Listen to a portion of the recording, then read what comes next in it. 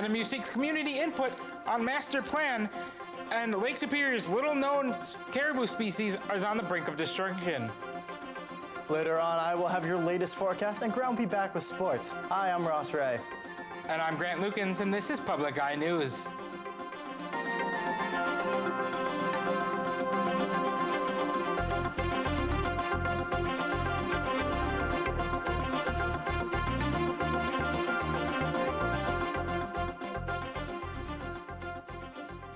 Northern Michigan University is asking for your input on its campus master plan. The master plan acts as a guide for future campus changes. The campus has created an online survey to allow people to give their inputs about changes. The campus would like to hear from the Marquette community and the students of the college. The online survey is only open until the 2nd of November. People can contact Jim Thams, the Director of Facilities and Campus Planning at jthams@nmu.edu. Lake Superior's little-known caribou population is on the brink of destruction. Lake Superior is home to a specific type of caribou known as the boreal woodland caribou. In 2002, the species was designated as threatened, but now there are only 3 females remaining, meaning that they cannot sustain a population. Experts say that the only way to save the caribou population is to get wolves off of the island and to set up that island as a breeding plant. If no action is taken, experts say that the population will be wiped out within the next decade. Marquette residents should see an increase in their water rates. Last night, the Marquette City Commission voted to increase water, sewer, and storm rates. The decision was determined with help from the Raphael's financial consultants who have been studying possible rate increases for Marquette for the last 2 years. The 20% increase will create about a $16 increase for the average Marquette resident. The new rate will go into effect December 1st of this year. The Lake Superior Community Partnership, or the LSCP, will be hosting a business after hours to wrap up their 20th anniversary celebration. Attendees can come and enjoy networking, an open bar, catering from Cafe Bodega, and to enter to win fun prizes. The event will take place on Wednesday, November 7th from 5 to 7 p.m. located at the LSCP office located on 501 Front Street in Marquette. The LSCP encourages all partners, non-partners, former board members, and former employees to attend. Email any questions to kennamarina at kmarina@marquette.org. The Marquette City Commission is debating tonight whether to sell 2 parcels of the Heartwood Forestland property. Kerr & Co. and the Rippling River Resort were selected to be the ones to make the offer to buy the 20 acres of land. If the purchase is approved, the city will get a one-time income of $153,000, which the city will use to pay off debts. Previously, Group LLC purchased Parcel 12 for $203,000 to build a low-impact technology campus. On Friday, a Marquette man was arrested after a rollover crash for suspicion that he was operating under the influence of a controlled substance. When police arrived to the scene of the rollover at 10:30, they determined the suspect had fled the scene. When police investigated, the driver returned to the scene but refused to be examined. He did not sustain any serious injuries but was arrested due to suspicion of being drunk and/or high. The man, whose name is not yet released, is being held in the Marquette County Jail for the time being. And after the break, we'll be back with your national and international news. Stay tuned. Superstorm Sandy caught New York by surprise. We were a city with absolutely zero coastal protection. Can we defend one of the world's greatest cities from the next big storm and rising seas? If you get 6 feet of sea level rise, it would be a catastrophic flood. We know what the problem is. We now have to prevent the negative impact of climate change. I don't think the answer is retreat from all of Lower Manhattan. What if we just look at this a whole new way? Wednesday at 10 after Nova on Public TV 13. Welcome back. This year, Halloween seems to hide more danger than its spooks and tricks. A recent traffic survey done by Canadian researchers found that pedestrians face a 43% higher risk of death on Halloween night than other nights near that date. The study was based on 4 decades of U.S. traffic data from the National Highway Traffic Safety Administration, including 608 pedestrian deaths on 42 different Halloweens. The findings are similar to a U.S. CDC analysis of 1975 to 1996 data from the Traffic Safety Agency. Lead author Dr. John Staples of the University of British Columbia offered some common sense advice. Attach reflective panels to costumes, carry a flashlight or glow stick to be more visible, make sure masks don't obstruct vision, and to look both ways before crossing the street. When voters head to the polls next week, they could elect a record number of women to Congress. This year, more women have won major party primaries than ever before. Chris Martinez explains how the surge of female candidates can influence the races across the U.S. In Arizona, the race to replace outgoing Senator Jeff Flake is coming down to the wire, with two women vying to fill the seat. Republican Congresswoman Martha McSally. We have to crack down on sanctuary cities, MS-13 gangs, build the wall, and secure the border. So there's so much at stake. Facing off against Democratic Congresswoman Kyrsten Sinema. Women don't really care much about political parties or ideology. They don't care who gets the credit. We just roll up our sleeves and get the work done. The close contest is one of a record 33 races nationwide where both the Republican and Democrat nominees are women. Debbie Walsh at the Center for American Women and Politics is keeping count. We're not just kind of inching up over a record, we're kind of blowing through the record. Nationwide, 23 women are running to serve in the Senate, 237 women are running for House seats, and 16 women are running for governor. There may have been sort of a trigger moment of the election of Donald Trump, but these women are running because of healthcare issues, climate change, gun violence, education issues. Congress could welcome its first ever Somali American member with Minnesota's Ilhan Omar, and first Native American woman with Sharice Davids from Kansas.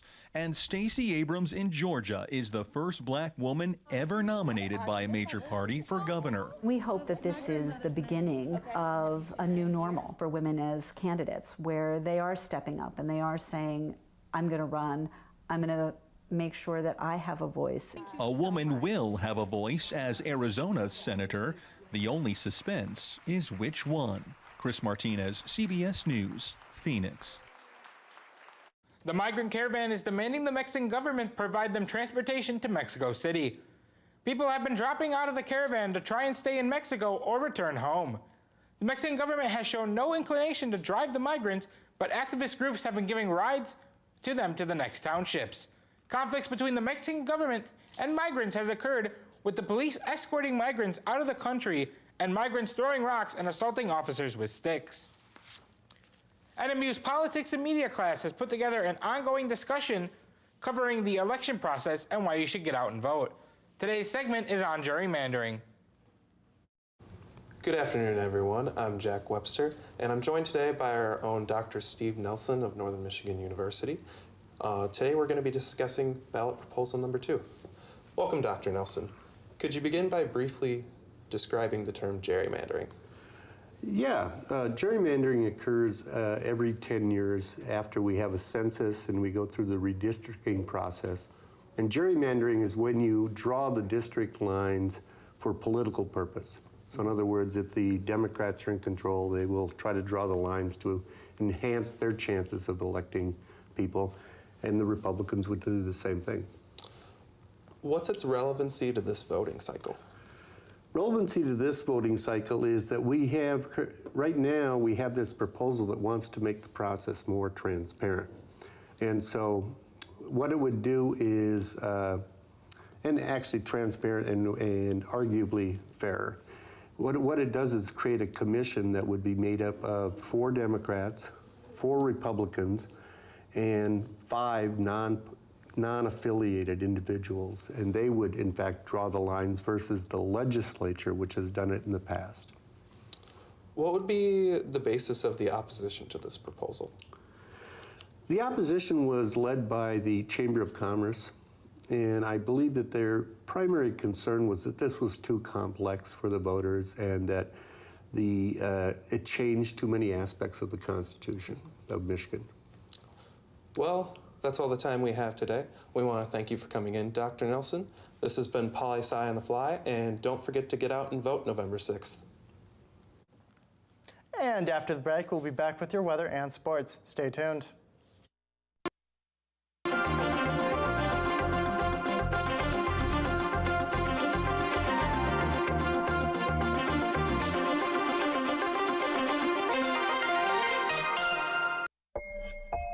We stand for connecting every person, for a global community. Facebook systematically went from interconnecting people to essentially having a surveillance system of their whole lives. Facebook has come under fire for its role during the election. Everybody was pretty upset that we hadn't caught it during the election, and it was a very intense time. Zuckerberg will testify. I still have questions if we're going to make sure that in 2018 and 2020 this doesn't happen again. Tonight at 10 on Public TV 13. And welcome back. My name is Ross, and I'm here with your weather. Looking outside behind us, it is currently wet and rainy out there, and unfortunately it's quite cold as well, and that'll be following us throughout the week. Let's look at our current conditions. It is currently cloudy with a temperature of 51 degrees, winds south at 11 miles per hour, and a barometric pressure of 29.84 and falling. Going on till later tonight, it's going to continue being cloudy with a low of 37 degrees, and our winds west-northwest at 7 miles per hour. And then going on to tomorrow, it's going to be partially cloudy with a high of 47 degrees, winds west at 11 miles per hour. Looking across our UP, as you can see behind me, everything's cloudy around here today. So starting over with the Sault Ste. Marie, it's going to be 46, along with Manistee also for 46. Going down here to Escanaba, it's going to be 49 and cloudy. And coming down to Menominee, it's going to be 50. Going to our other half of the UP here, starting over here with Iron Mountain at 49 degrees, going all the way up to Ironwood at 47, all the way up to Houghton also at 47, and then back to wonderful Marquette. It's going to be 51 degrees. Let's look at your week ahead. On Thursday, it's going to be a high of 41, low of 33, and mostly sunny. On Friday, it's going to be a high of 40, low of 34 and cloudy. And on Saturday, it's going to be a high of 38, low of 32, and partially cloudy. Well, Grant, it's looking quite cold out there, but I hear things in football are just heating up. That's right.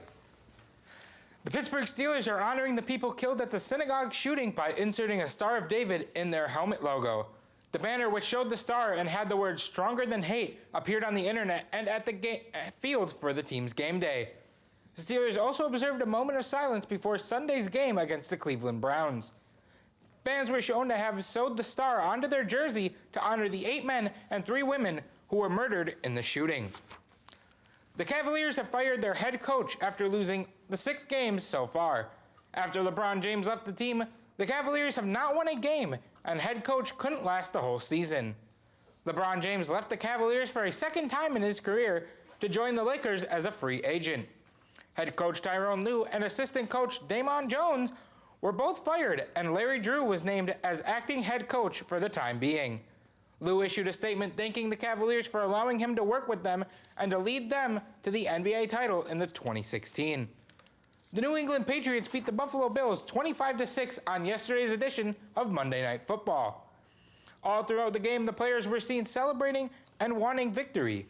Most of the points scored were from field goals until James White scored a touchdown, turning the Patriots' small lead into an unbeatable one.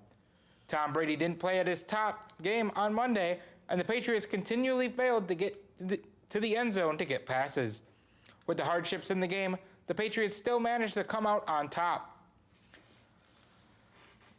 That's amazing to me that they've been covering the synagogue shooting. Oh yeah, I'm quite happy that they're putting those the symbols on their helmets. That's definitely a way of showing us better things. It's amazing to me. But that's all the time we have for today. Tune in tomorrow for more Public Eye News.